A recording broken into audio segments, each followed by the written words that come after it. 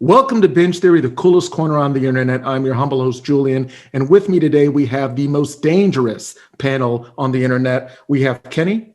Hello. We have Brianna. Hello. And we have Logan. Hello. And right off the top, we're just going to talk about some headlines, things that have come across the internet that we thought were interesting, some entertaining, some a little darker, but we wanted to share it with you and give you our thoughts. Right off the top, it turns out that Melissa McCarthy is going to be in Thor: Love and Thunder. Now, has anybody been seeing pictures of this? Because it kind of creeped out on the web. There's some behind-the-scenes footage, and they saw Melissa McCarthy dressed as Hela in the upcoming Thor: Love and Thunder. Has anybody seen any of those images? Yeah, I think I've seen a couple of them float through on Twitter. Yeah, Twitter. They'll always get you. But I'm looking it up now, just because that sounds awesome. And the obvious thing is she's not playing Hela. She is playing an actress playing Hela in the, I guess Asgard's gone, so this would be wherever the new Asgard is. Mm-hmm. They're doing a reenactment of... The new Asgardian theater company. Is that the official name? I like it. The new Asgardian theater company. I mean, I'll give it to Marvel, but no, it's not a thing as far as I know. I feel like that's a good fit for her, though. Like that type of role. That sounds really funny. So. Well, yeah. It looks like the other, and I hate to say the lesser Helmsworth, he's going to be playing Thor. Did he play Thor? Yeah, he played Thor. Yeah, he played Thor, and Matt Damon played Loki. Okay. And Sam Neill played Odin. Mm-hmm. Yeah, exactly. So that's going to be interesting. That's going to be interesting. And again, Taika Waititi's directing this as well. I see this as just being gold. I can't say enough good things about Taika. He's never done anything that I've not liked. Going back to What We Do in the Shadows, when he did that little mockumentary. And of course, even Jojo Rabbit, even though some people thought that was a little controversial due to its subject matter, it just had heart. And, I think only Taika could pull that off. I think we even spoke about that when we first started doing the show back when it was still in the developmental stage. So anyway, that is headline number one. Headline number two, Superman and Lois has been renewed for a second season. Now, who here has seen any of the first season? Because I'm completely in the dark on this. I've followed a lot of them from their introduction back in the Arrowverse, and some of the crossover stuff and things. I've got it queued up, ready to go, but we just haven't had 2 hours to sit down because it was a 2-hour series premiere. But it's definitely on the list very, very shortly, and I really haven't heard anything bad about it. I did recognize the man who's playing Superman because he was out, in I think Supergirl. He was in the Supergirl, which is part of the Arrowverse we're talking about. He was in Supergirl and did a number of the crossovers as well. Here's the upsetting thing. The only reason I heard about him is because the internet was all on fire because of his, let's just say, well-fitting uniform. And sounds right. And he apparently had super cakes. That's what the internet showed me. And he had lifts. So I guess maybe 5'9", he wants to get up to 6. He looks those apple boxes. Yeah. he had some wedge boots. Movie magic. That's all it takes. Exactly. If it works for Tom Cruise, there you go. Yes. Interesting. I'm sure more details. We need to watch that so we can start having some interesting conversations. Yes. In general.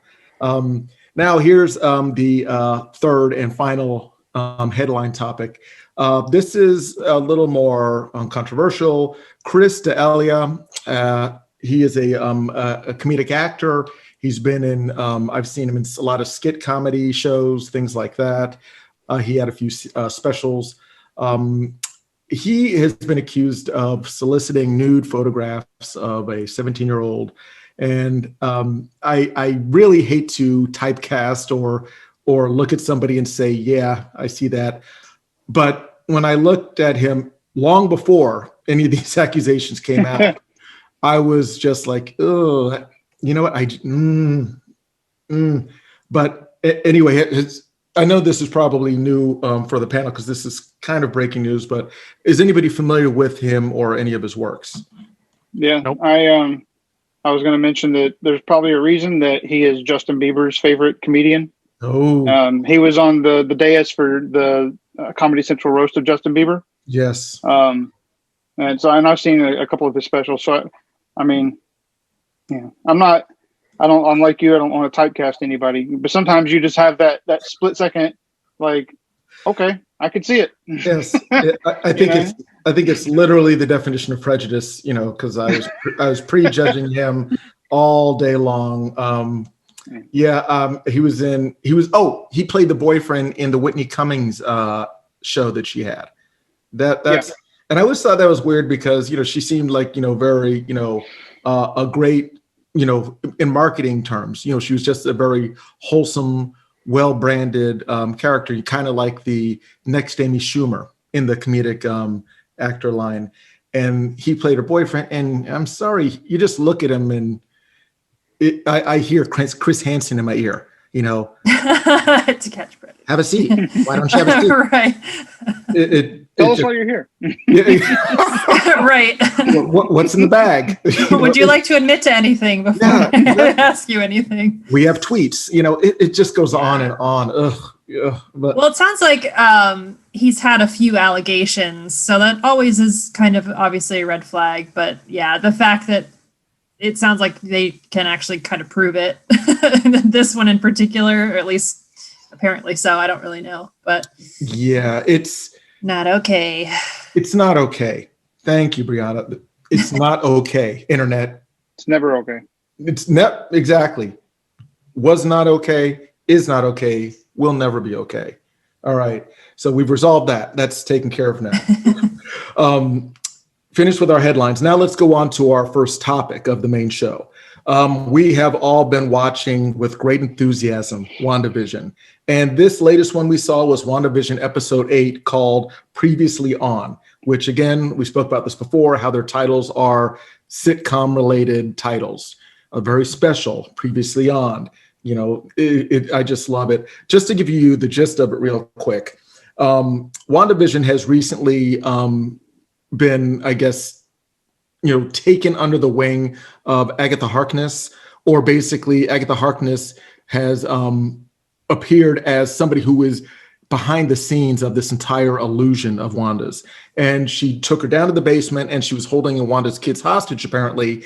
And in an effort to find out more about the origin of Wanda's powers, she starts to take her on a cerebral memory, I'll call it like a Ebenezer Scrooge Ghost of Christmas Past type of a trip. So they go through a memory, hitting on key points. And these points are very interesting because they touch on a lot of Easter eggs and a lot of callbacks to the MCU. So without going into all the fine details, first of all, how did everybody appreciate this? Go with Brianna first. Oh boy. This was my favorite one out of all of them, I think, because I don't know if it's because it's longer, but it felt the most familiar as far as like just kind of how it felt watching something Marvel related, but it also like filled in a lot of backstory. So I really liked how they structured it, starting with Agatha. So you kind of figure out more of her story first. Then, the whole thing with Wanda, I thought it was a really cool way for them to structure it, just to like show, like move the plot, but also fill in a lot of those gaps and like kind of remind you of like things about Wanda and everything that she went through. And it had, I'm sorry that I went first and I'm going to steal this, but it had like one of the most profound, best lines I think I've ever heard in a TV show. I wrote it down. Me too. Everyone's been talking about it. Yeah. When Vision, I mean, that's such like a intense, emotional, just perfect scene. And then Vision says, "What is grief if not love persevering?" And like, I was like, who wrote, like, this is amazing. I just can't even, it was so deep, so profound. And then of course, like as it progresses even more, I liked them showing how the TV shows kind of tie it into her whole, like, turning this, what is it, Westfield or Westview into this land. And obviously, like, her grief, like her going to that house, like I was tearing up, and like I never cry hardly anything, even in real life. So the fact that, it was just an emotional episode. I thought it was great. And about that line, I would say the same person who wrote that line is the same person that at the end of Ultron wrote, "Something isn't beautiful just because it lasts." He has some of the most simplistic, beautiful lines ever. And I think that's because they're writing it like a newborn would see the world, just unfiltered with cynicism. So that's how I perceive Vision. Logan, what were your takeaways from this week's episode? Yeah, I thought it was a fantastic one. And if you remember, we didn't see anything of what's her name? The cliffhanger where it kind of left with Monica Rambeau running into fake Pietro. That was the cliffhanger of 7, and we saw nothing in 8. Snoopers. So they held that breath the entire episode. And I love when they're able to take their time with that kind of storytelling and just really it'll get there, and it really sets up, I think, just the storm that the finale of episode 9 is going to be. And I am very excited about that one. Everything that it could bring in, everybody it could reveal, everything it could introduce. There are 10 different ways they could go that would all be epic. From Doctor Strange appearing at the end, to Captain Marvel coming at the end, to any number of cameos or surprises. I to be honest, I almost expected him to say it this episode, but I'm surprised we haven't heard Hayward say "Hail Hydra" yet. Like, he just seemed like he's right there. Like, I don't trust you any further than I can throw you. And then that really creepy white Vision at the end. That was crazy. That one I think has the most. They threw a few little things in there, I think, that you don't quite know which way it's going to go, because from going back to Age of Ultron, which I think half the internet probably went to go watch after this episode. What was Vision before the Mind Stone, really, except Jarvis and Ultron? And if I recall correctly, Ultron had won that little contest. So who is this? What is this? The first thing White Vision did was look at his left hand. Well, who lost their left hand in Age of Ultron? Oh, Ultron did. Oh, that's a deep pull. Okay. Does it mean anything? I don't know, but they're really just setting up this perfect storm of episode 9. And the fact that, there aren't any plans for a season 2 because they're so focused on the storytelling that all they know is they needed to tell this story to get to Doctor Strange and to fill in the backstory that needed filling in. That kind of lame duck mindset is saddening and frightening and exciting all at once. Brilliantly stated. And yeah, I want to just, touch on a couple of things, just to give some details so we don't gloss over quickly. When they were going through, when Agatha Harkness was taking WandaVision through her time lapse, here are some of the things that she did. First of all, they went to her as a child in Sokovia, watching the sitcoms, and then going under the bed once the bomb hit, which she described exactly like that in Age of Ultron. And then Agatha Harkness says, the reason that bomb didn't go off is you did a probability hex. And how did you know to do that? And she didn't know how to do that. It was more instinctive, intuitive. And then cut forward to her volunteering for Hydra because she wanted to change the world, which tracks because remember when S.H.I.E.L.D. showed up to save the people of Sokovia, Pietro said, is this what, the Avengers do? I like this. So obviously they saw themselves as freedom fighters kind of, for the people. And then you go on to when they were in the Avengers compound, and she has that heartfelt moment with Vision. And then let's see. Oh, and then when they go to post Thanos, and when she, the unsnapping happens and she finds Vision's body, and this is the other heartbreaking moment. I can't feel you. And I'm sorry, I just wanted to get those beats out there. But Kenny, give me your thoughts on this, because it hit a lot, and I just wanted to make sure we got all that out there. So there was a lot to unpack in this episode. I mean, this episode was phenomenal, and I have a feeling that this individual episode will be talked about for years to come. Definitely. I call this is just Marvel with all the feels, that's what this episode is. And it was really tough to watch, or rewatch and watch for the first time Wanda go through so much of this pain. But I actually wanted to give a nod to Logan, because it was 2 episodes ago, we were talking about grief, and I was saying, that somebody may have put her in this nothingness, and Logan said, no, think about the timeline and how she has been dealing with all this grief, and then it just hits, and he called it. So I mean, good. I wanted to definitely give a shout out to Logan for calling that, because he was right on the money. And yours as well, Julian, with the whole Mind Stone thing, because in this episode, as we see her creating this, Westview world of hers, when she creates Vision, it very much looks like he's being created from the power of the Mind Stone, in that yellow color that differentiates from her typical scarlet, power, or scarlet colored magic. So, but I was going to mention some of the things that were confirmed through this episode were, we know she did not actually steal Vision's corpse and reanimate it. Yes. So she created him out of sheer will, which,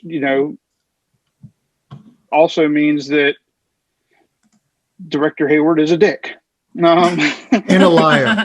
Yes. Yeah. And he has made, he's made her out to be the villain, saying that, deliberately, like, manipulating the security footage to make it look like what he wanted. And, going back to my theory of somebody manipulating her, for whatever reasons, my theory didn't line up, as much, but we learned that basically Agatha came along because she saw all this magic that was happening simultaneously, and was like, basically she was like, who's behind this? And then when she realizes it's just one person, now she's trying to figure out, how did she do it? Because she wants that power. Snooper's gonna snoop. Yeah. But the other thing is, they finally said the thing, right? They finally called her Scarlet Witch. Loved it. I loved it when Agatha said, this is chaos magic, which means you're the Scarlet Witch, and it was like, yes. such a it win. was cool. And you didn't even realize that. Yeah, nobody called her the Scarlet Witch in all this time. Nope. Up until this point. Yeah. Again, so smart, smart. And what's funny is, I think because we were texting when I saw the episode, and I texted everybody and I said, hey, I think we are kind of all right, because Kenny, you absolutely were bringing to the table that somebody was kind of pulling the strings. I was more of the mind that, no, this is grief just amplified through the Mind Stone. And I think because I remember saying that she was exposed to it, but that I didn't know that it just, I thought she was exposed to it when she destroyed it. She was exposed to it when she first touched it. Same, it's difference without a distinction. But I like also that we were all kind of on the same track when it was her grief just at that moment, because the timeline, it was just a wave. And because we see things in a linear fashion, but when you're realizing that she vanished and had no time to heal or grieve, and then she comes back and she sees not only him die twice at her hand, and then Thanos' hand. But then she also sees him spread out like a Tinker Toys all across the table. And then she gets the note that Vision, again, he has the soul of a poet. And I will say this, that it takes a great writer to give humanity to the only thing that isn't human. Yeah. I will say, though, we also can't discount Paul Bettany's performance. Oh my, Yeah. he is stellar. outstanding. Is stellar. He knows exactly how to play it, like, every time. Like, man. Speaking of Paul Bettany, so in an interview not too long ago, he had stated that the big cameo had not happened yet, and that it was an actor that he's wanted to work with for a really long time. And so I saw this mentioned a couple times in some online threads, and I thought it would be funny, what if the actor that he's been wanting to work with is himself? Like if he just, to kind of tease people with that there's going to be this huge, reveal, but it really is just him versus himself, with the white vision. That is a little pretentious though, but yeah. I could see him doing that, and I think it would be hilarious. But yeah. So I was going to ask the group: Do you all think that they could tie up every loose end, or most of the loose ends in the normal time frame, that roughly half hour? I personally don't see how they could do it in less than an hour, but they don't need to. I mean, I'm sure. I think some might. Do you think they'll leave it? They might leave some room for a season two? I think some of. I keep wanting to use the actress's name, Monica Rambeau. Some of hers is going to be resolved in Captain Marvel too. I think some of the, Scarlet Witch stuff will be resolved in Doctor Strange. I think there might be other shows coming down that'll be resolving or dealing with others. I think they don't need to tie up the loose ends. They're counting on you wondering and watching the others to see how they resolve and where they resolve. Yeah, it's true. It is going to be a great, and I'm definitely looking forward to the obvious battle royale with Vision and Vision 2.0. That is going to be, or as I call them, the Apple Vision. And I wonder if they'll have like a title card at the end, like they do in all the movies where it says, Scarlet Witch will return in Doctor Strange 2 or whatever. Like they do for the movies. They're like, Captain America will return and such. I don't know. Not that that's not impossible. Yeah. I'm just saying I don't know, because this is not a quote unquote film, but they have been doing mid-roll spoilers, or clips. Who knows? That's a good question. But again, who knows? Because if they're going to tie some stuff into the MCU, would they really want to kind of set up something for a season 2?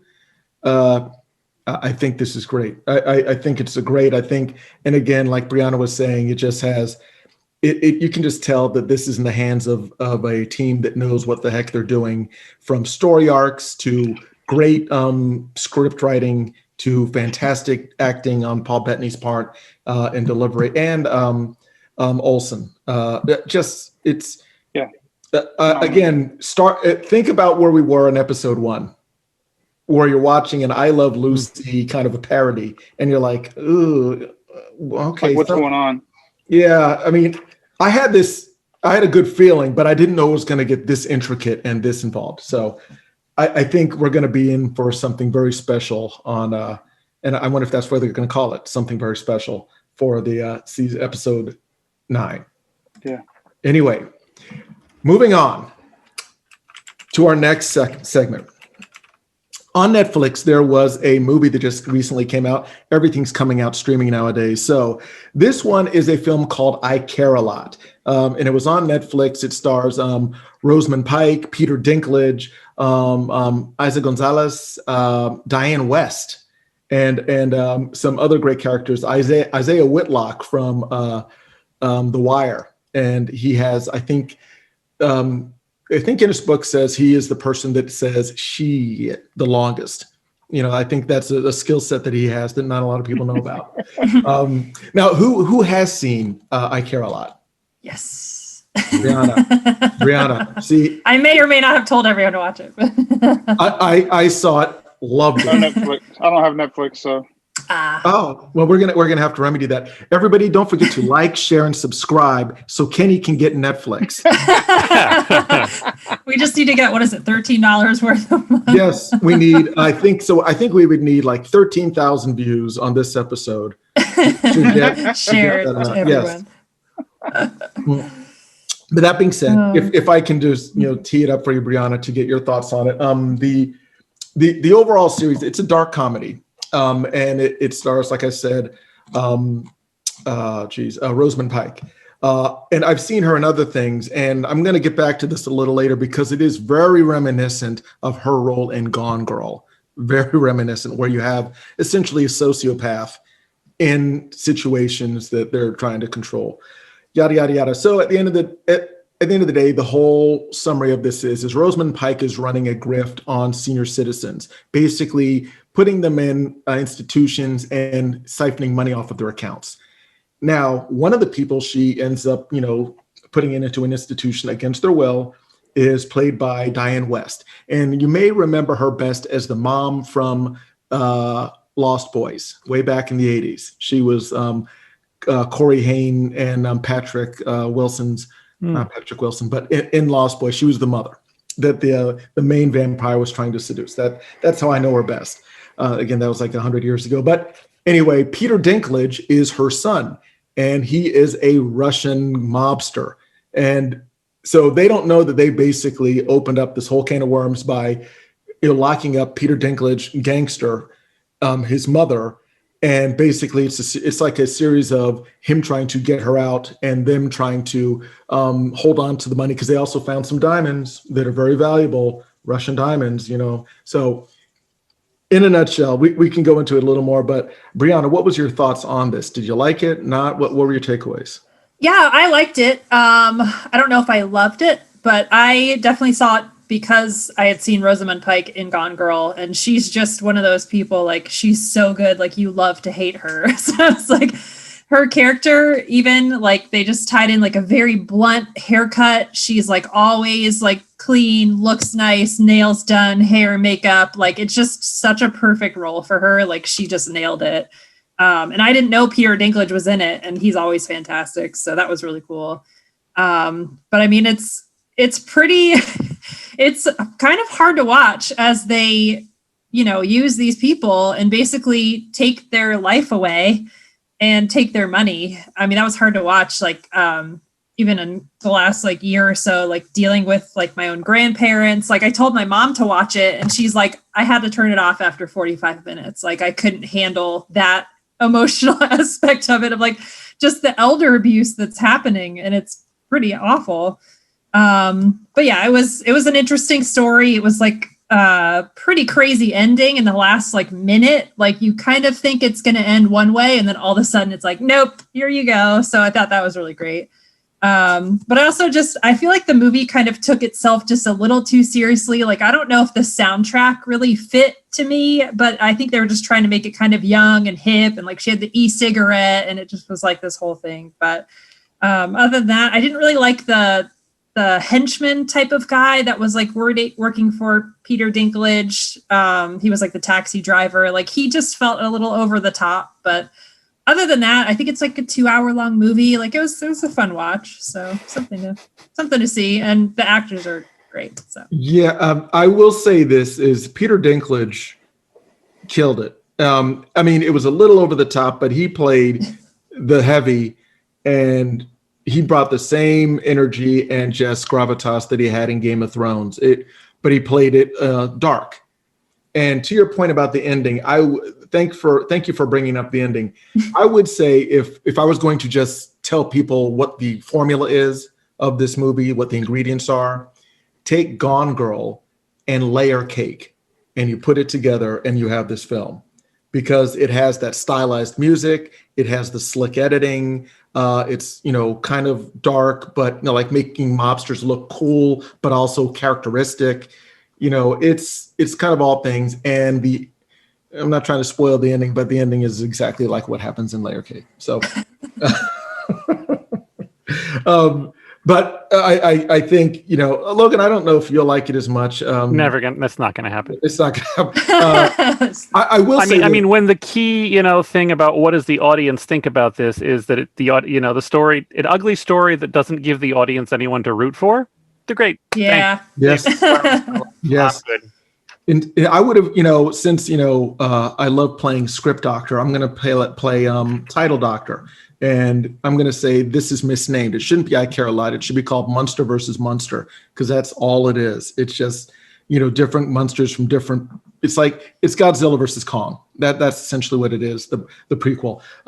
I will say this: on the internet, I saw a lot of responses to this about their concerns about the elderly and elderly abuse. Just to, again, home in on the fact that what she does is she basically works with medical professionals and homes for the elderly, and they set older people up. So if the doctor who's on the payroll of Rosamund Pike, says, hey, this woman, her memory's slipping a little bit, I think we can deem her unfit to take care of herself. And then they bring her in, she goes to the court, and they basically give her custody over these people and their finances. Over Bettany? Sorry? Over Bettany? Exactly. No, exactly. It's all coming together. We were just talking about that. It's the exact same thing that happened with, framing Britney Spears, but just decades later.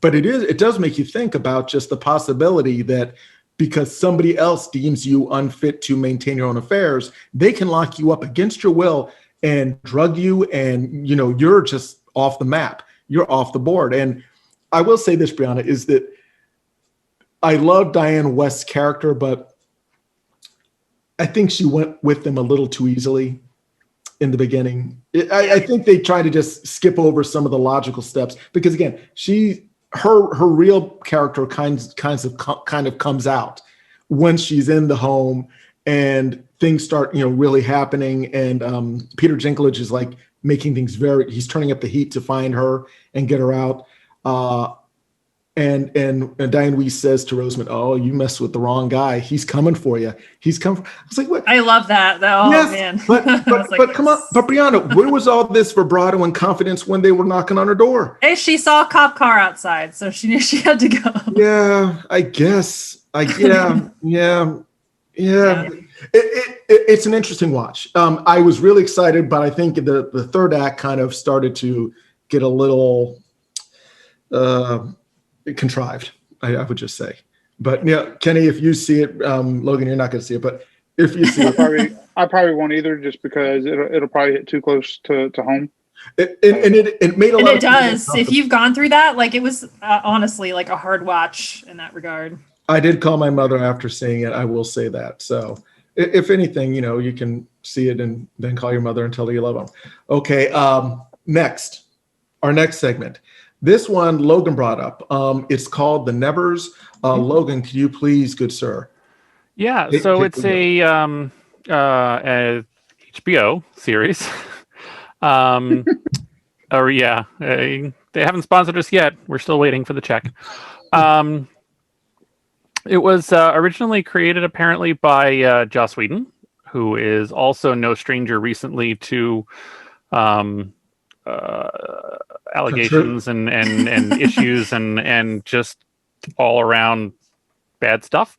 Though he did exit the series apparently back in November, and it's been taken over by a different showrunner.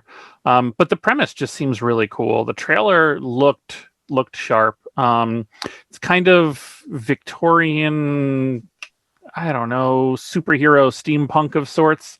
And you're a lot closer to Salem witch time than you feel to modern time. So as much as there's this air of steampunky intrigue, there's also, even just from the trailer, what seems like a very real kind of, they're one step away from being taken out in the back alley and nobody caring. Maybe more of a Jack the Ripper type kind of fear of your life around the corner. But it looks really cool. The stuff looked good, and Yeah, I think it's could be worth certainly checking out, not for the Joss Whedon aspect, but for the, you know, quite frankly, supporting the show aspect, because one person shouldn't take down everybody else's livelihood. Absolutely. And it seems like we're always reaching those crossroads of art and the artist. Has anybody else heard about this? Yeah. I saw the preview. What did you think? I thought it looked really interesting. And I also saw, like Logan mentioned, that it was helmed by Joss Whedon. Originally, he left after they had gotten through 6 episodes filmed. So it'll be interesting to see if there's a change or in the tone or progression in the series based on the change in leadership or change in the driver's seat. But I thought it looked interesting. Victorian times, female leads, superpowers. I mean, it's got all the ingredients. Yeah, and it's going to be on HBO. So, I'm definitely going to check it out. Yeah, and again, there's so many interesting things going on in the Hollywood world. I can't keep track. So Logan had mentioned the whole Joss Whedon thing. I was like, I've heard of things, and I started to look up some of the things. It was like, oh, what is this? What is this? Humanity, stop it. Yeah, and it's not even stop. It's a matter of just, righting the wrongs or bringing things to light that have been. I mean, between everything that came up, and this is going back Buffy and Angel time, which is 20 years ago, and then everything with Justice League and what happened there, and and then there was his wife leaving him as well, which he refused to comment on. I didn't know. Oh yes, she left in quite a loud way. The letter and the public letter that she put out there was less than amicable. Let's just say. But I mean, it does cut back to Buffy and Angel and Firefly and Dollhouse to some extent. Are all they're things that have legions and legions of devoted and rabid fans, if you will. And it's difficult to know how to process and how to deal with that. And I think it's difficult to know how to support the actors and the actresses and those shows and those characters when they were created by somebody who you maybe didn't fully believe everything that they were writing down on paper. And I guess the question that I think in this particular case is how to separate the creator from the creation. Because Joss wrote what he wrote and did what he did, but Sarah Michelle Gellar's portrayal of Buffy was Sarah Michelle Gellar. Charisma Carpenter's work was her work. All of these people did amazing work and brought to life characters that changed lives and impacted, certainly mine. At least we're talking about Firefly and Serenity here. So how to kind of separate, the creator from the creation is, I think, just an interesting internal reckoning and conversation and stuff going on now. And I'm sure we're going to have that conversation many more times. Many more. Yes. Okay. Thanks. We're going to have. I'm sure we're going to start talking about that in April after it comes out. Good stuff. Now, let's go on to our next topic. Crime scene, Vanishing at the Cecil Hotel. I did see a trailer for this. It looked really good. Is this your Brianna? This is another one of my Netflix binge stories. We need to start getting paid by Netflix and HBO. We're doing half their advertising, budget for them. But yes, Brianna, please. I want to hear your take on at least the trailer. Or is it out? Have you seen it? Or yeah, it's out. So it's like 4 almost hour-long parts. It was honestly a little bit long, but you'll probably remember it was a story from a couple years ago, I think 2017. It was a big story because this kind of younger girl, I think she was in her like early 20s, from Canada, went to Los Angeles, and she had this like weird episode in this hotel. There was the video of her like getting into an elevator and like acting super strange, and then she disappeared for a few days, and they found her body in a water tank up on the roof. So it was a big story. So I wanted to see it because I remembered all the news articles a couple years ago when that came out, and then like everyone was watching it.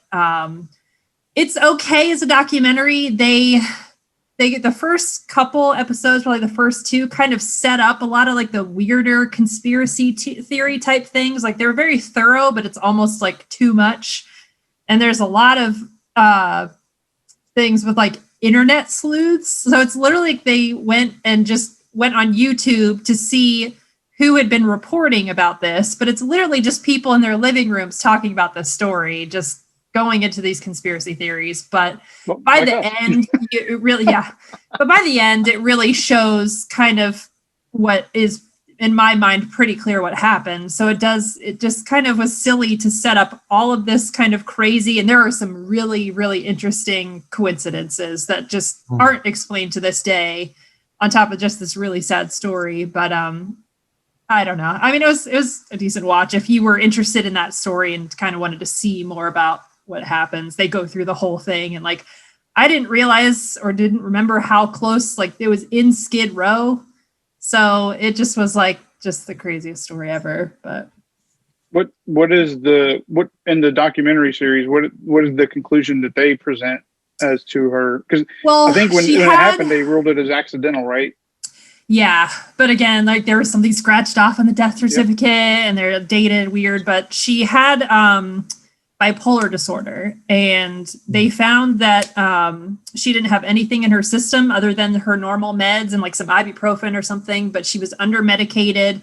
And they interviewed her family, and it did seem like a lot of her, when she was in a manic episode, it came out as paranoia. So it almost seems like there was a way that she could have like gone out the elevator and went upstairs and just was like scared. And then like the other thing was she was naked in the tank, but they're like, actually, she either probably was like scared and took her clothes off and just like in a vision type of manic episode, or it's like a hypothermic reaction. Like when you're losing kind of consciousness and like your really mind and wits about you, like you actually just start doing stuff that just doesn't make sense. So to me, it was kind of pretty clear that she had just a really sad manic episode. She didn't know a single person. She had been acting really strangely, like clearly manic in the couple days leading up to it. So it's just sad. That is unfortunate. I mean, I want to check it out just because I love documentaries that kind of leave the door open for interpretation. It's not like, I'm sure there's still some people that are like, no, you wouldn't believe, like it's this instead. Yeah, no, I definitely want to check that out. That's a good pick. Anybody else interested in seeing that? No. It's just more sadness and despair. Yeah, see, but what is sadness if not happiness persevering? Okay, go. Cheers. Good pick on Brianna. Okay, going on now. This is something that I was not aware of until Kenny brought it up a few episodes ago, in regards to comic book art and swindlers and scammers and plotters. Kenny, can you fill us in on some of the ongoings on the world of comics? So I will say there are scammers, there are swindlers, but a lot of it really comes down to what is considered, what's copyright, what is against copyright law and fair use and things like that, and how fan art comes into play. But I wasn't aware of this until, probably 2016-ish. Because I go to comic book conventions and I buy, art. If I at the time it was like, if I enjoyed it and it was like a character I loved or looked really cool, I would buy it. And I wasn't really thinking about who created it, because I just made the assumption that the person I'm buying it from was creating it. And then I bought a couple of prints, and once I got home, I just remember reading a comic book, and I'm like, this depiction of Green Lantern looks an awful lot like the one that I have now hanging up, this print. And I'm like, that's, and it was two different artists. And I just started doing some, research. And what I learned is a lot of folks will create fan art where, they'll take a character that they like, and they'll take someone that's already drawn the character for the comic book, and they'll just add to it or change it a little bit and then resell it themselves. And it is mostly frowned upon. Yeah. Well, if you're taking, so it comes down to like that whole transformative thing, right? I think with copyright law, it's like, if you're transforming the original creation into something new and different, there isn't a lot of copyright issue there. It's when you are literally just for example, there's a few people that do what they call splatter art, where it's literally, they just take a character bust, and they will do this splatter effect over it. So if it's like Green Lantern, it'll have the Green Lantern bust, and then they just have this green splatter effect over it they did in Photoshop in like 5 minutes, and then they go sell that for like $25. But there's the original like Green Lantern bust that they're using hasn't been changed, and that's somebody's original work that's not getting credit for it. They're not getting paid for it, and you've essentially stolen it. And it was after that I really kind of felt bad, because I was like, man, I didn't know this, and I've been just unwittingly buying, these fraudulent products. And so I kind of made it like a personal mission after that to research artists that I liked and try to give original creators, the time of day and money. And I will say that a lot of comic book conventions in today's, like they have policies against those types of creations, especially with regards to fan art. So they are addressing it now, but for a good while, especially, till probably 2017, maybe 2018, it wasn't really being addressed. And I mean, this was happening at places like San Diego Comic-Con, right? The largest comic book convention. And so when it's happening there, that it's bad, right? So, but I've actually talked to several friends that have done similarly, and they had no clue that the stuff they were buying was, like not counterfeit, but it was somebody else's work originally. Now are these comic books or just prints that we're talking? These are prints. Okay. But still, I mean, and again, I'm not a legal expert, but I'm on the internet, so that's just as good. Yeah. Because I would assume that the likeness is still copywritten, even if, now don't get me wrong, if you do a stencil of Iron Man and you just change the colors to pink and orange and call it Iron Guy, still the likeness would be there. Isn't the likeness still covered? Yes. Yeah.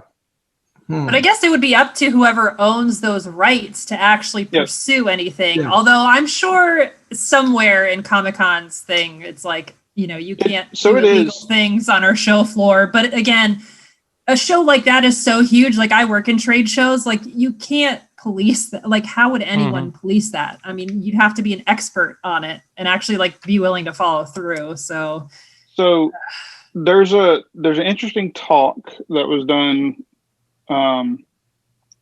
back in like 2012 by the he for DeviantArt. He's like their I won't say chief. He's not chief. He's like a design reviewer or something. Mhm. He's basically their lawyer that's on tap to basically make sure people are not infringing on copyright law. But he actually did a talk at Comic-Con back in like 2012 on copyright law and fan art. And he basically said, yes, it is technically wrong, but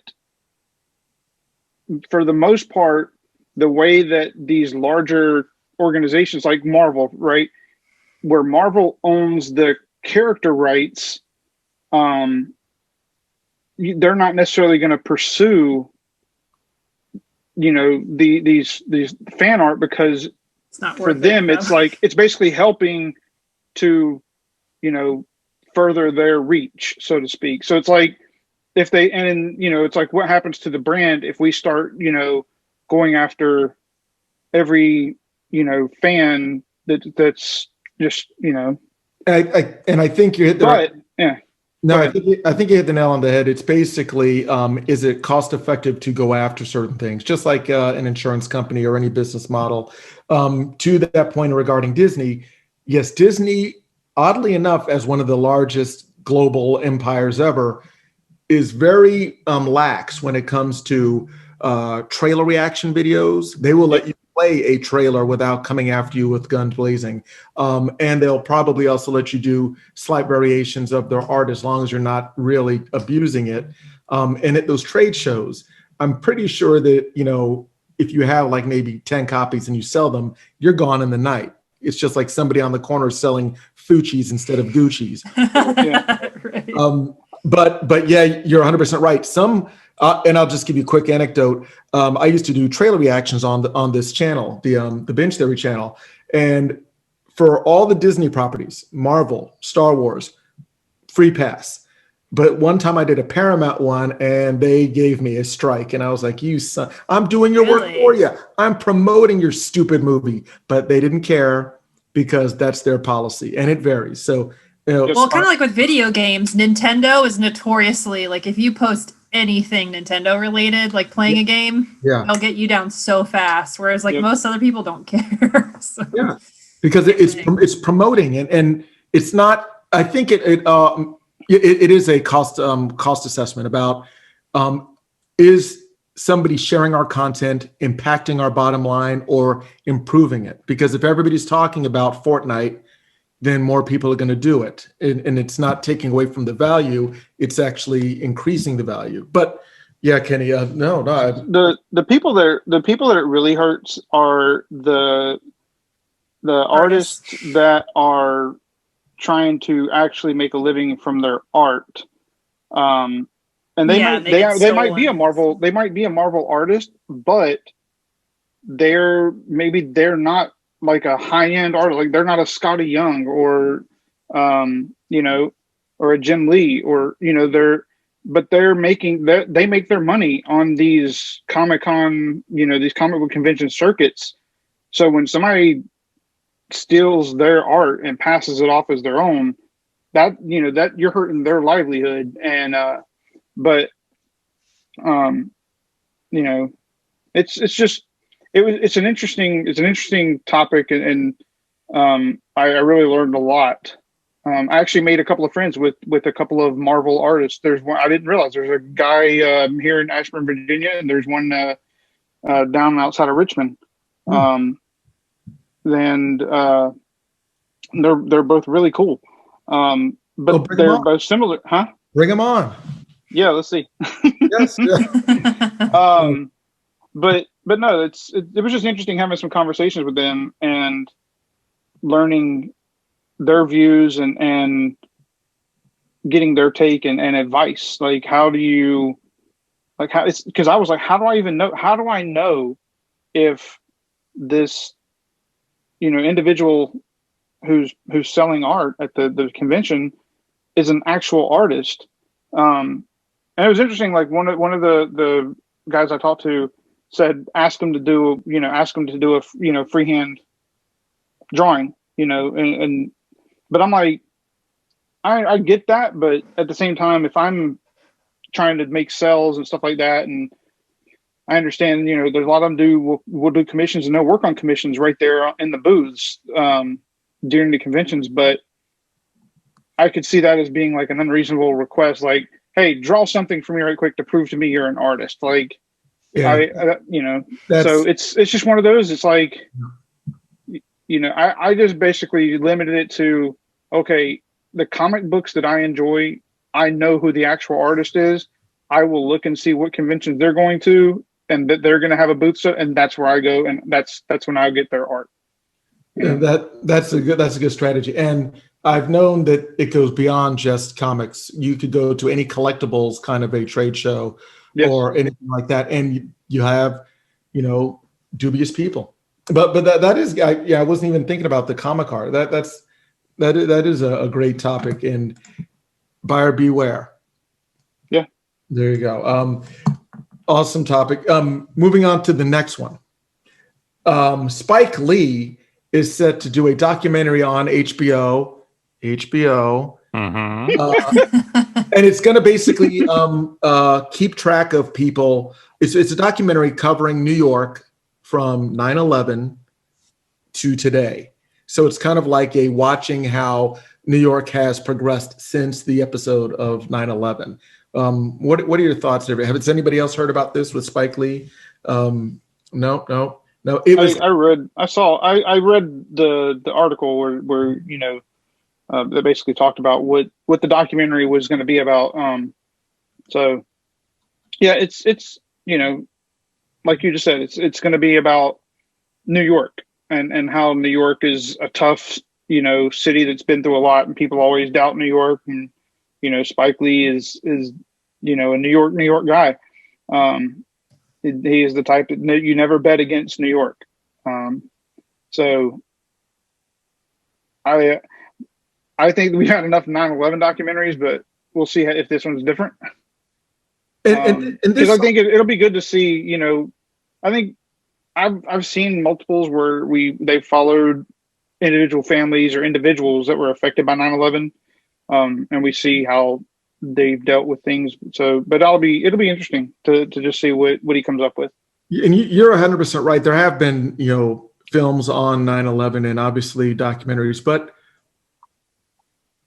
I'll say this in the kindest way possible. America's pretty stupid, and it will. And you need to remind it of certain aspects of its history again and again and again, because ironically, the expression of 9/11 is never forget, and we forget everything. I would say that maybe this is a good story about, chronicle, doing like a chronology from 9/11 to today and just how things have changed. Has Spike Lee done any documentaries before? Does anybody know of any? I honestly don't know. Yeah. I don't know. I mean, he is New York. He definitely personifies New York. So I'd like that take on it. I remember he did Summer of Sam a long time ago, and that was a kind of a historic look. It was actually kind of the Zodiac before the Zodiac when that came out. It was pretty interesting. Interesting. I don't know if Spike Lee is a documentary guy, only because he has a very opinionated view on things. And documentaries, even though we've all established they can lead you kind of where the director and editor wants you to go. He has done documentaries. Oh, he has? Oh, what? Yeah. Let's see. He did Jim Brown, All-American, back in 2002. When the Levees Broke. Oh, that was 2006, about Hurricane Katrina. He did one about Kobe Bryant. Yeah, he's done a few. interesting. Well, I know he also did some live concert. He has done a lot of work. So I take that back. I don't want to take away from his bona fides. He is a skilled filmmaker. I think it's one of those things when a director tends to, I don't want to say paint themselves in a corner, but have a kind of a signature on a lot of the work where you can't really see them outside of that. But to that point, Kenny, thank you for clarifying. He has done documentaries. So maybe I'll try and see some of those other ones to get just a feeling of his skill set in that genre of film. I put him out there, not equating the two, but I put him out there with Tarantino and Scorsese, where they have a very specific, let's just say, portfolio. Yeah. And it's kind of hard to see them doing things outside of that. But Martin Scorsese did Hugo, and that was completely against type. And Quentin Tarantino, I'm trying to know, he's pretty much stayed on type. To say all of his are very Tarantino. Yeah, just don't be any oppressed group in his movies, because odds are you're going to have something said to you in an unflattering way. But yeah, no, interesting. I'll have to, like I said, check out his other documentaries. And again, he's a character. Spike Lee. I like him, but he's uncompromising in his view. That's the very tactical way of saying it. You know what? I wanted to, speaking of all these wonderful celebrities, our next segment is going to be celebrity encounters. Now, everybody has a story of when they've come in contact with a celebrity or somebody of fame. So I just wanted to go around the squares here and see who has the most interesting celebrity encounter. Let us start with Brianna, and she probably has a leg. She probably has a leg. But I have so many. Yeah, because for those that don't know, Brianna is in the industry. She is, a SAG holder, right? I have one SAG voucher, but I'm not SAG. I have a Subway voucher. It's kind of the same thing. but no, please, Brianna, try and lowball it so we don't all look, pathetic. Well, I could say, I've been an extra on at least, I think, about 60 productions that I've counted over the years. Some I've been on sets for 4 hours, and at the most, I think I was on a set for about 28 days. This was around started in 2013. Most of it was in 2015. And then I've done House of Cards actually used to shoot up in Baltimore. So I worked just a couple days up there just because I missed it. But if you're not familiar, background actor, extra, you're literally just there to be those people in the background. You don't have lines. It's a lot easier to do than people even think. You don't need an agent. You don't need headshots. You literally just have to know who's casting things and whatever. But, when you are there, you have to be professional. You are not to go up to actors and talk to them. So I've actually been around just a ton of even A-list people, but I don't generally interact with them unless they come up to me. But one of my favorite ones was I had a couple of nights of overnight shoots in Atlanta for a Jamie Foxx movie called Sleepless. And it was a casino set. And so we're just there. I was with a couple of friends, and there's a blackjack table. So that's literally what we did for a whole night, just sitting there pretending to play blackjack over and over again. But Jamie Foxx came up and was playing blackjack with us in the middle of just takes. And he's ridiculous. He's exactly what you would think he is. And he will literally just be the funniest, craziest comedian. And then up to maybe 10 seconds before they call action, he's in character. I have never seen anyone that hot, cold. I don't think he's a method actor is what I'm saying. He's very in the moment, just himself. He's a lot of fun to be around, but that was probably one of the nicest ones. He actually came up to us and was hanging out with us. So he was great. All right. Well, good story about Jamie Foxx. That is good to hear, because he seems like just a genuinely entertaining person. He is. Yeah. He did a small series for Grey Goose Vodka where it was just a series of interviews, and he was literally in a trailer, and people would, these guests would come in, and he would do these half-hour interviews with them in a trailer, drinking the branded Grey Goose vodka or whatever it was. And just, I'm surprised he doesn't have a really good talk show, because he was just so engaging and just so charming. And I've heard him interviewed on other shows where he was talking about his acting experience and his failings and his successes when he was working with Tarantino, and just a whole bunch of different anecdotes. And he's always, I'm glad to hear that he's a decent person off the set, because you never know. But Great story, Brianna. Logan, who have you come in contact with? I mean, I've come into contact with a lot actually, but I'm trying to think of one of my favorites there. Oh man, I guess one of the people who I met a few times and just really sticks out as just one of the nicest all around people was Richard Hatch from the original Battlestar Galactica. Yes.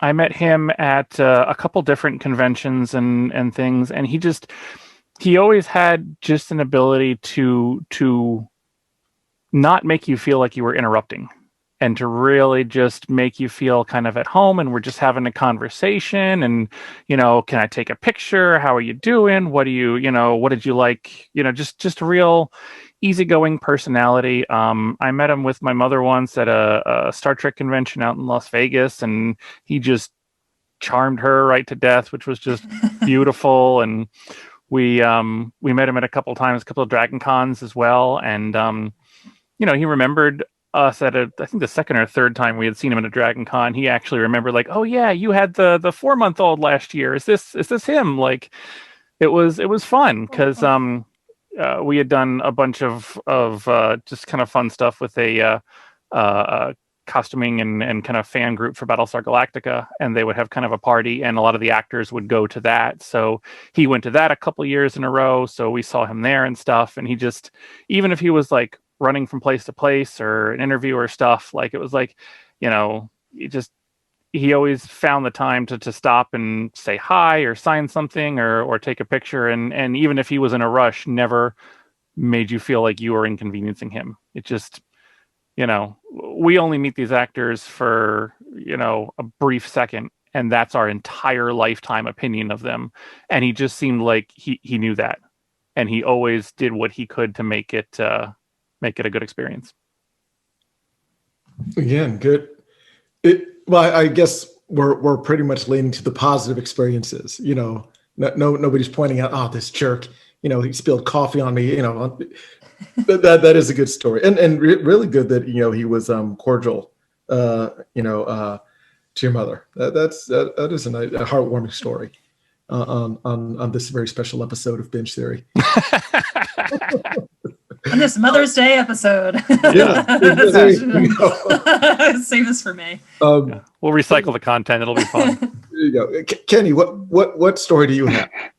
So since you wanted something other than positive, I've had several good positive, right? And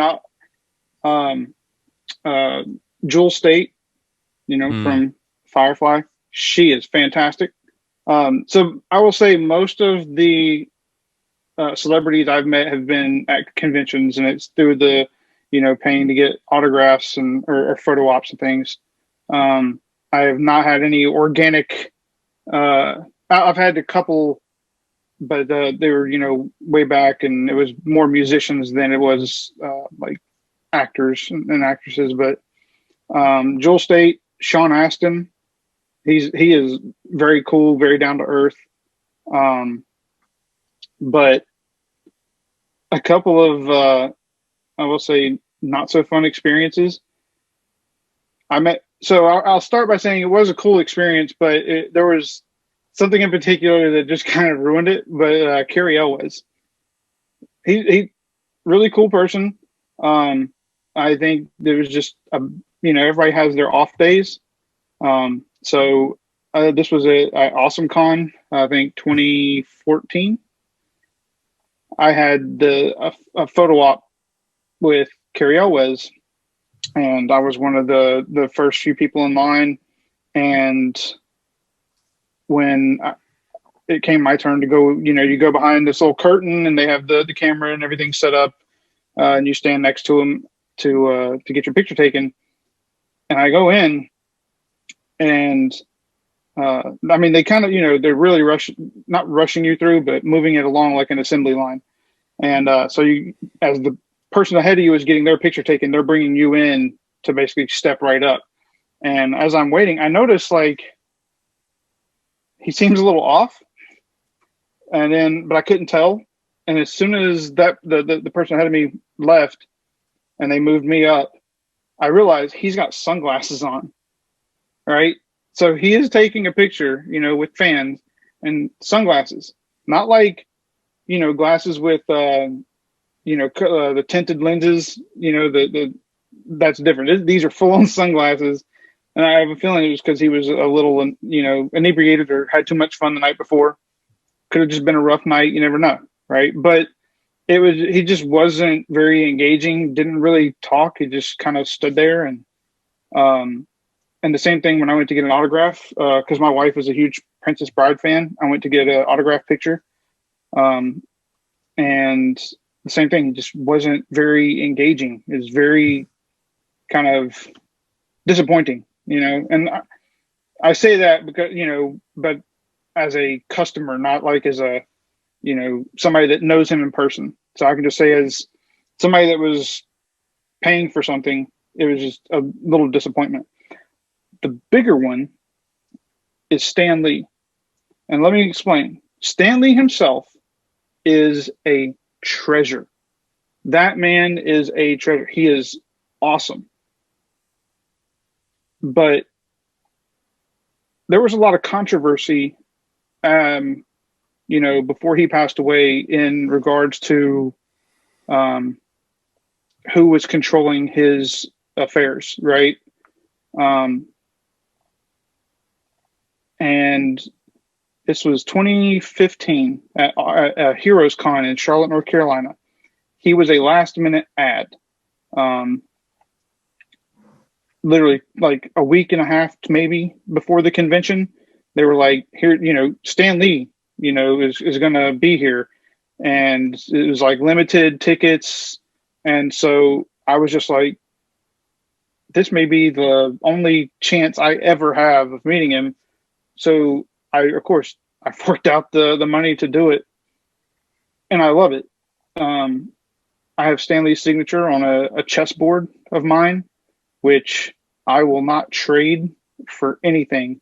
And we can do a whole episode on my chessboard, and I can talk about all the fun things of how that came about. But anyway, we'll call it Kenny's Gambit.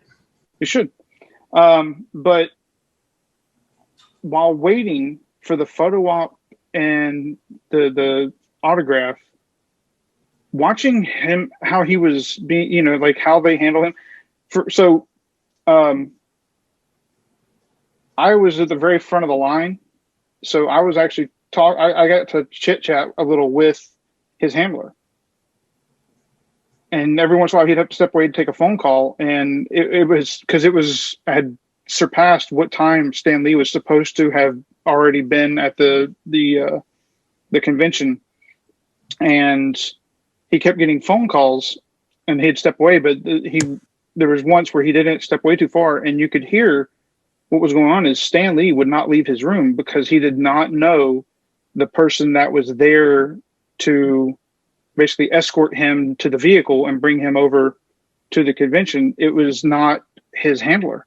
He was expecting his handler, and it's Stan Lee. And I mean, I would imagine he has reasons to be, to distrust strangers, right?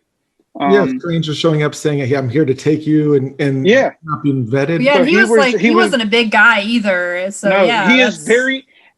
I am not gonna lie. When I took my picture with Stan Lee, I can actually see it up on my wall. He is very frail. I was like afraid to put my you're like, arm around him or anything. I'm just like, I will stand here. Oh. I'm going to put my arm on the back of the chair, and hopefully you're not going to fall or anything. But you would have caught him. He's in his 90s. He was in his 90s and he's frail. But the things that I didn't think about at the time were, is this something that he was actually volunteering for, or was this like one of those things where contractually based? Pressured him? No, not even contractual. It's more like when you read about the controversy of who was in control of like his finances and his properties and basically his life. But he liked doing stuff like that, He- didn't he? Because so like, he he was did. always So- on set. He loved his So cameos. I didn't pay the $500 for the evening with Stan, because that was, so it was $500 just for the autograph and photo op. Wow. But they had another deal that was an extra $500 if you did. It was like an evening with Stan, and basically it was like limited to I think 20 or 25 tickets, and it was the night before his his signing at the hotel where the convention was. They had a conference room that they had set up like a bar and some snacks and stuff, and it was like at 7:30 you and your group go in, and Stan Lee is going to hang out and chat with you guys for like 30 45 minutes or whatever. I had a good friend of mine that actually did get to do that, and he sent me the picture, and he said that was fantastic, because that was like it was just Stan Lee, and listening to him talk about his wife and him, like the humor that he had, like was so genuine. But it was a completely different persona at the actual convention for the autographs and the photo. Like for the photo op, he doesn't acknowledge you or any, like when you go in, and they tell you go in, stand next to him, take your picture, get out. Like it is that clear cut. It was crazy. But it was like, when I read later on about all that controversy around, but it was basically between his handler and his daughter, right? They were going through that legal battle of who should be in control of his life, essentially. It really made me think back to that experience and question whether or not I should have contributed to that, because it really made me feel like he was being used, so to speak. And it hit me, and it hit me hard, just reading about all that, because I was like, I felt like I contributed to that. And so, but at the same time, I absolutely treasure my chessboard, more than anything. I won't say more than anything. I do not treasure my chessboard more than my wife or my son. And my daughter, who is my daughter, who is coming in a few weeks. But if you want, we can edit out that whole thing and just say, I treasure my wife and my son. It's fine. I'll pay for it later. It's all right. But anyway, but no, my wife knows exactly what I mean. But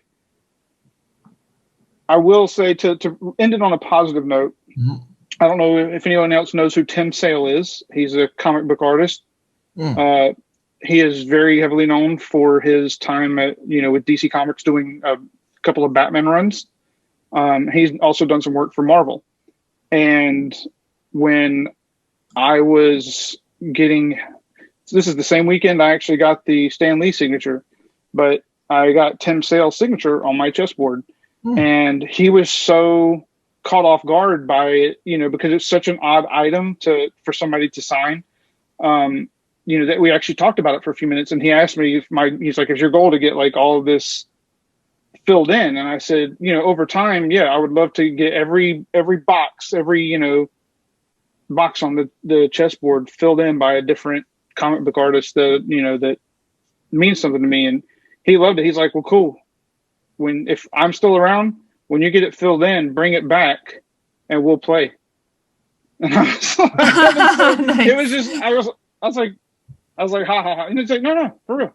He's like, this is such a conversation piece that, if you get it filled out, because he's like, the stories about how you got each signature have to be, fantastic to tell. So, and he was right. I love that chessboard. And it has become like where I don't really take comic books to get signed anymore. I take that chessboard and I get very specific artists to sign it. And it's been phenomenal. Well, you need to get Anya Taylor-Joy to sign your chessboard as well. I'll consider that. Yes. She's not a comic book, artist, but she does chess stuff. She won the Golden Globe, didn't she? Yes, she did. Oh, she did. I was gonna say, I think she won for that part, which was great. Yeah. Now, I saw little bits of the Golden Globe. I was gonna bring it up on this episode, but I'll just say this. Zoom is fantastic for this. This Zoom has down pat. Trying to run a network award show via Zoom, and some people in hoodies. Some people in hoodies, yeah. Sudeikis 480p. Yeah, and some people have their mute on. It's just not a smooth running machine at all. What's funny is I did end up rewatching the Spirit Awards from I think 2016, and the openers were it was a comedy duo, and it was one of the best opening things I've ever seen. It was great. Of course, my Alzheimer's is kicking in. I can't remember the names now. But they've done several things together. Long story short, the Golden Globes was not very stellar this time around. All things given with their technological limitations, it lost my interest. And I just remember seeing the guy that was in Judas and the Black Messiah trying to get an award, and he was on mute, and he was trying to give his acceptance speech, and the whole thing was on mute. Yeah, and then at the end they unmuted him. He's like, "Y'all did me dirty." Yeah, and let me put it this way: he has it was Kaluuya, right?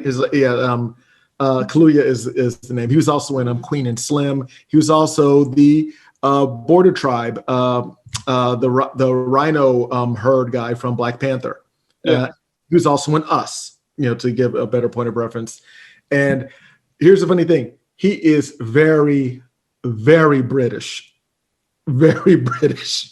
He's not Idris Elba British. He's like, Sex Pistols, Billy Idol, just, really cocky British. And when he started, because, when they turn you off mute, all of a sudden you're just, blaring into the mic. And I couldn't understand one thing this guy was saying. It was a very, very British accent. That being said, watch this segue. Watch how I do this and stick the landing. My celebrity encounter was a Black British man by the name of Steve McQueen. Now, I'm a big cinephile. I go to all the indie house, art house films. And I went to one, it must have been 4 or 5 years ago. And I was such a regular at this theater that they would know me on site. And I knew all the people that worked at the concession stands. And, the art house theaters have bars and dining areas. And I'm not a drinker, but I just became friendly with the bartender there. And he was like a film student, and we would always just talk about films, what our favorite one was. And one of the ones we were just kept going back to, one of our favorite filmmakers was Steve McQueen. And for those of you that don't know, Steve McQueen started off doing a film with Michael Fassbender called Hunger, starring an IRA person who went on a hunger strike and knocked it out of the park. I had never seen anything like it. Just for a point of reference, usually when you see somebody going on a hunger strike in films, they just get really skinny and tired and they lay down.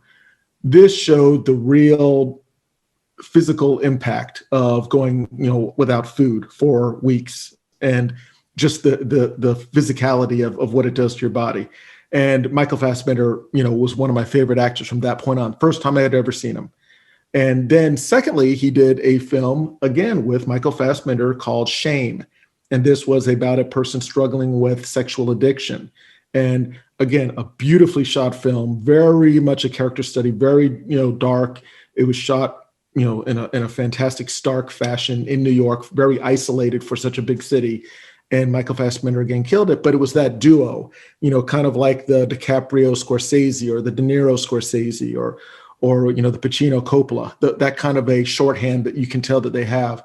And of course, he had just completed, by that time that I had met him, 12 Years a Slave.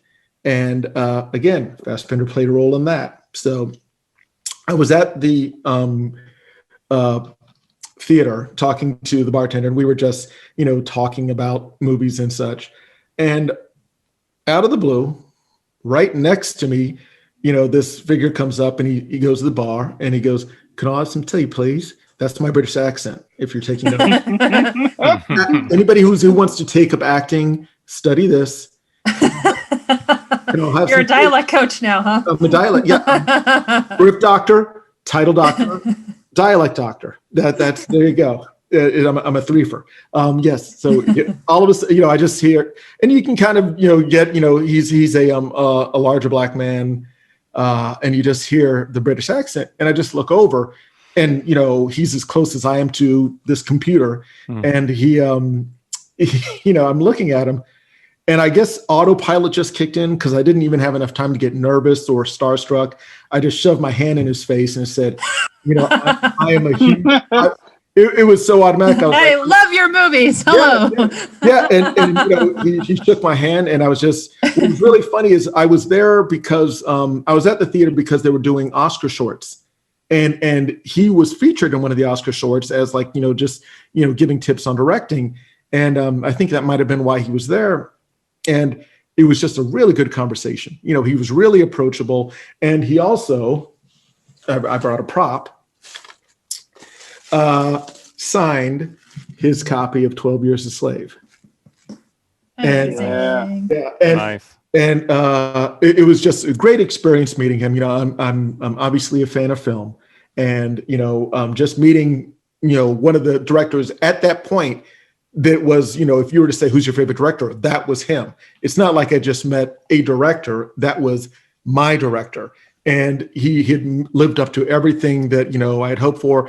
And I think that's one of the things that we're liking is when we meet somebody that we admire professionally, that personally, they also come off as, affable and people that we can really, connect with. So I'm going to throw in a freebie, another one, just because, we have a few more hours, on the clock. Did I say hours?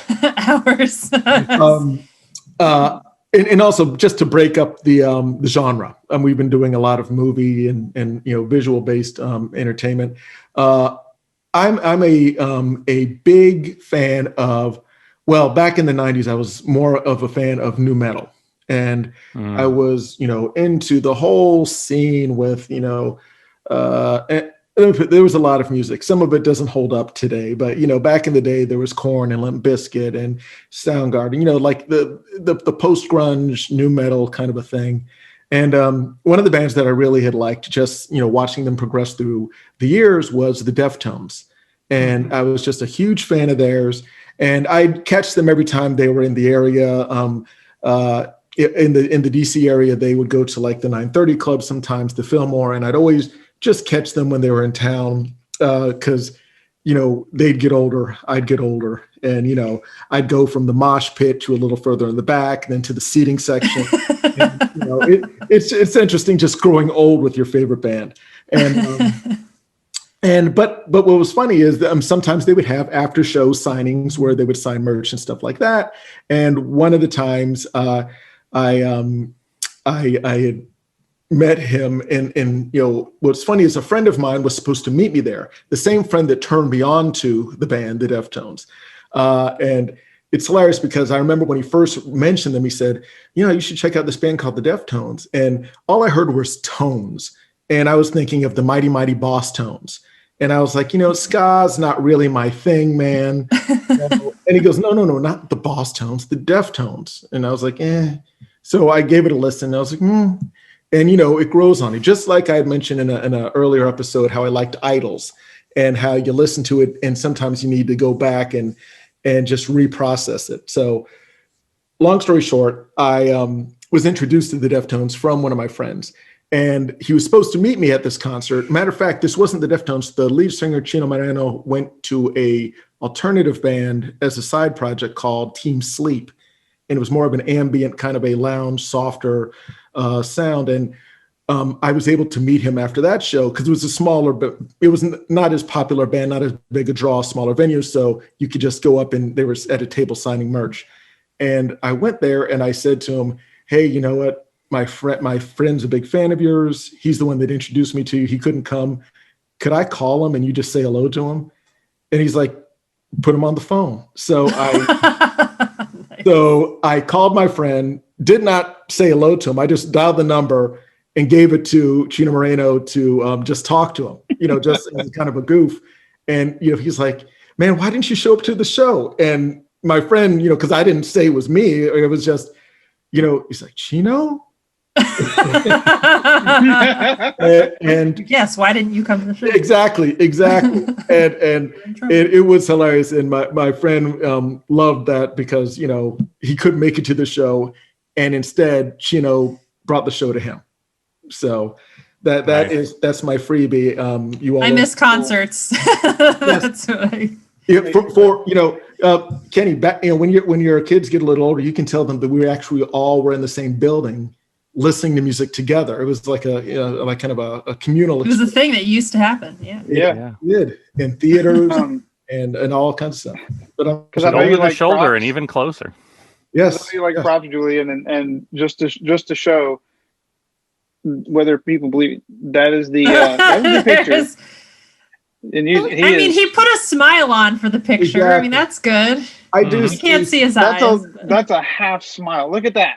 He's like, it half smile is better than a half frown. So right. No, that's true. You know what? Hey, if you didn't tell the story, I wouldn't know the difference. I'd say, hey, he's just. He just really likes sunglasses, I guess. Yeah. That's 11 a.m. in Hollywood. You're wearing those shades. Good stuff, though. No, this is, and again, another fantastic episode where we touched on pretty much everything. We solved a lot of the world problems. We dealt with some deep-seated issues that we all probably have as well. And again, really looking forward to WandaVision coming out next week. I'm thinking that we might be doing something special. You'll probably see on our social media pages what that may be. And again, speaking of, don't forget to like, share, and subscribe. We love doing these videos, but you got to send them out there. Again, Kenny needs to get his Netflix on. So you need to, subscribe. And another thing, we will be probably doing some giveaways in the future. So that's going to be something that, we're going to be kind of putting in there, maybe some cool merchandise, maybe a mug, maybe a t-shirt, maybe, some sort of a movie pass when movies are open again. You never know, but you got to keep coming here, and we're going to bring that stuff to the forefront. We're having so much fun doing this, and the channel's growing, and we're getting more and more views. So thank you. Thank you so much. We all thank you very much for that. Anyway, want you all to take care of yourselves, take care of one another. And as always, remember, if it's worthwhile, it's worth binging.